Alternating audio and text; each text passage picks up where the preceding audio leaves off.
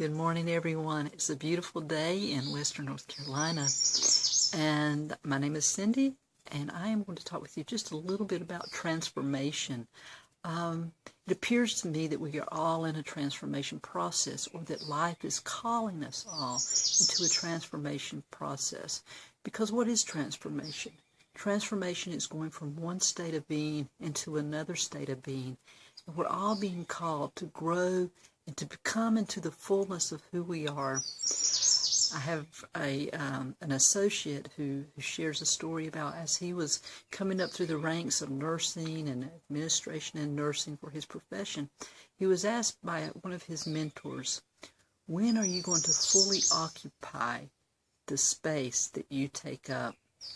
I want you to hear that again.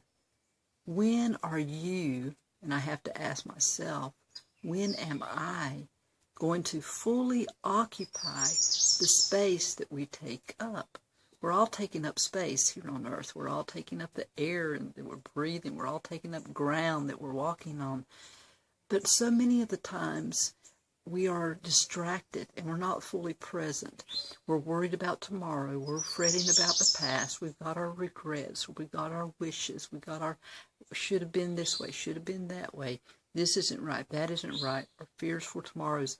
All these things are like monkeys in the mind or static in the mind, and they take us away from fully occupying the current space that we are taking up. Another way of saying that is be here now. I think there's several philosophers or several spiritual teachers who have talked about this. And so this morning, one of the things that I was noticing as I came out and sat on the porch, and I was looking through the yard here, and the trees in the background, and with the darkness of the trees and the way the light was coming through, I was able to see this very, very fine mist.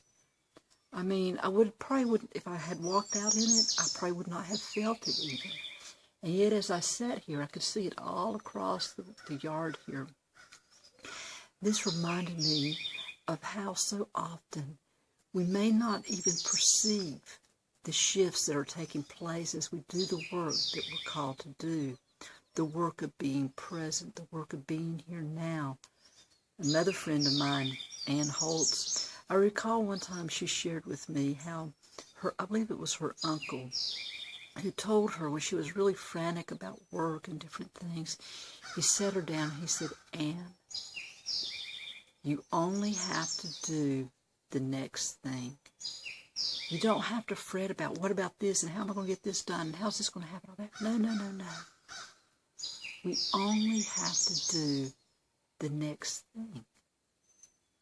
So as we're sitting here this morning, I want you to think, I invite you to think, what is the next thing that you need to do? I have to ask myself that too.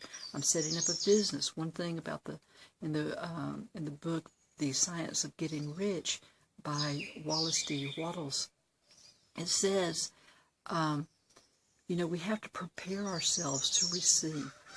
And so as I'm setting up a business, I need to do a little more work to prepare myself to receive the influx of information, to receive the influx of inquiry, to receive the influx of applications, and also the influx of money. Now, I've got that part set up. What do I mean by that? I have a banking account set up for that. I have a merchant account set up for that. I have my LLC set up for that. I'm sharing this because these are things that I'm encouraging my team to do, to go ahead and set up those business aspects. Go ahead and get you a tax CPA and get these things in order so that when the time comes, you are prepared. Now, I have some logistical things, business-wise, to get in order, but the foundation is there. That mist is already nurturing. I'm already calling on the energy, and it's already collaborating to bring these things forth, but I have to take action, and I have to be willing to do the next thing. So how do I know what the next thing is? How would you know what the next thing is? As we pay attention. We fully occupy the space we are in now. We tune in. What do I need to do now? What is calling me forth now? Another one of my mentors shared that What is life asking of me in this moment? Is it to tune into that bird? Is it to be aware of the humidity in the air here? Is it to feed, to feed myself, to go eat? And what do I eat? Where are the cravings? Am I craving junk food?